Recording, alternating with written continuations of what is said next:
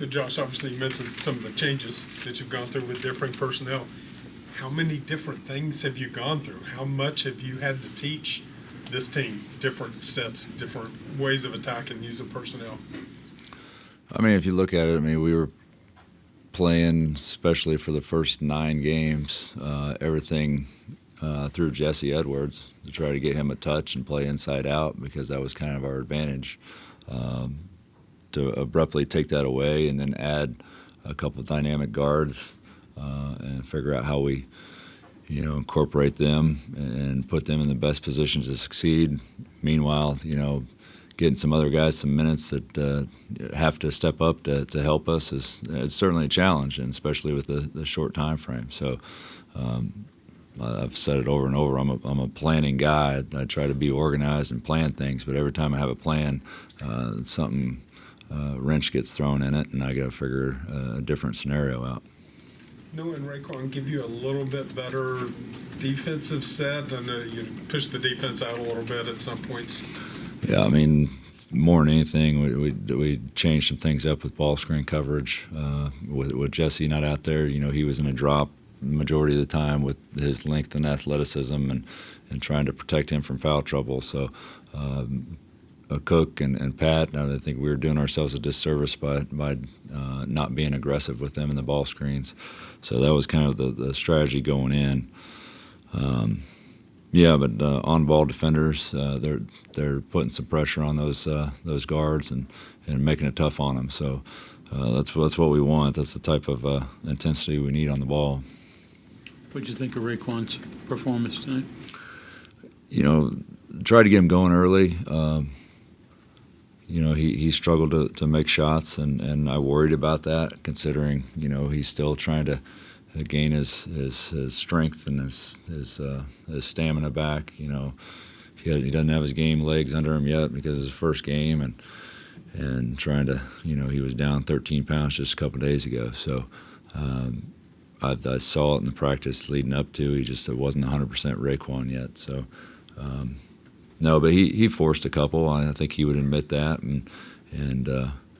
but he's a special, dynamic player, and we're going to need him, and we'll just need to be probably more of a balanced attack, moving forward, and everybody on the floor has got to share it and get the really good shot and not the forced shot, which we've continued to do over and over. We've forced a lot of things over the course of 10 games. So.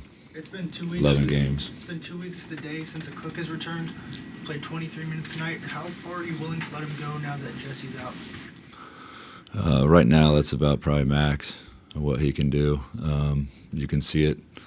You can see it in his eyes. When he's getting, he's really gassed, and guys when they're that exhausted just make mistakes. They make mental mistakes, and we saw that several times, and need to get him probably shorter spurts out there, and more rotations between him and Pat, and we'll look at that as we move forward.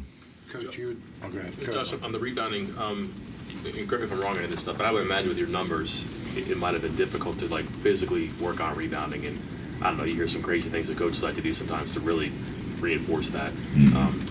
I don't know if you tried to do that, remedy with that, but also, can you do that now because you are a little bit deeper, and can you do some, I don't know, more specific things that sounds like? Yeah, we have more accountability in practice with our more numbers, so there's punishments for not doing the right thing rather than us just coaching them through it.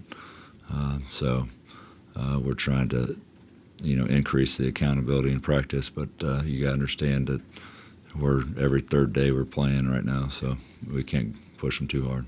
Coach, you said Jesse's surgery was earlier today. Have you talked to him at all? I haven't talked to him yet. The surgery kind of got pushed back later into the afternoon, but I got word that everything went really well, and he's resting. So now it's just the clock's ticking to his recovery. And Kobe didn't play tonight. Anything there? That's between me and Kobe and where we're at. It's coach's decision. A lot of seasons of first, but you look down at the other bench and there's Darius. So your thoughts as you're just going head to head, and does it even enter your mind when the game's going, or what'd you think of facing up with Darius? Yeah, couple times you look down there and it's kind of surreal because we go back a long time and watched him navigate as the point guard into the Sweet 16 for us that first year here, and as a special year for me, special year for him and all those guys. And so, we even built a bigger, greater relationship when I kind of when we brought him back as a GA, and I kind of mentor him through all the scouting process, and we got really close that year, and we've continued to be really, good friends, and he's one of those guys that it's genuine. It's genuine. You got someone in your corner that would go to bat for you, and when things are down, he's going to be calling. So I'm happy for Darius. He's a good coach, and they got things rolling. And I respect him and what he's doing there. And it's hard to lose, but I guess if you're going to lose to a good friend, I guess it makes it a little better. Coach, this is kind of an analytical question, I guess, or UMass game, you guys hit 14 threes, and a lot of the offense comes through. And then tonight, first half, I think 0 for 10, 4 threes for the whole game. So it's totally night and day. And I'm kind of wondering, was that to be expected, or is that a shock, or is that just the way the ball bounces? No, I mean, sometimes you feel it as a coach. I watched him shoot yesterday, and I saw a lot of front rims, and maybe I was a little too hard on him 2 days ago, trying to shore up some things, and there's a lot of accountability in that practice, and so the legs didn't seem nearly as fresh as they probably needed to be to make all those shots, but it's a catch-22 for a coach, trying to make sure your guys are doing the right thing and being accountable and having fresh legs as well. So maybe some of that's on me and how hard I went on Monday, trying to send a message, but yeah, we didn't shoot it well, and it was pretty consistent across the board. Coach, needing more of a want-to and an attitude when it comes to rebounding. Is that something that can develop through gelling, or is that something that these guys have to find within? I mean, it's you look down the board. I mean, Quinn's 7, Cook's 7, Noah's 7. Like I said, Noah's the smallest guy on the floor, and he's got 7 rebounds. I mean, he seemed to have the want-to, and I use him as an example at halftime. He was, tenacious about going and helping us rebound, and that's the smallest guy, I got. And I pointed out Pat. Pat gave me 17 minutes, and he got 17 minutes out. You're the biggest, strongest guy on the floor, and he gave me 1 rebound. So there's just got to be, everybody's got to get 2 or 3 more. That's just the way it is. It's going to be a team effort. Coach, you're talking about how every time you put together a plan, there's another monkey wrench that gets thrown in. But now that you're a chunk into the season, what's your comfort level, I guess, as a head coach? Because this is your first crack at things, or are you not able to really get that comfort at all because of everything that's going on? Like, how are you able to evaluate yourself, I guess, is a better question so far. I don't really think about it, to be honest with you.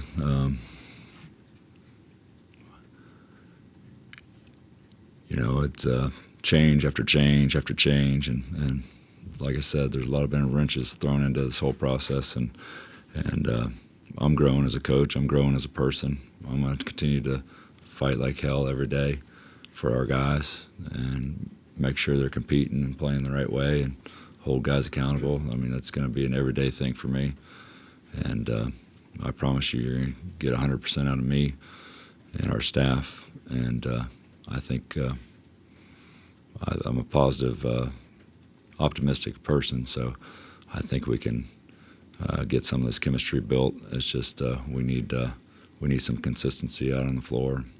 We're not there yet.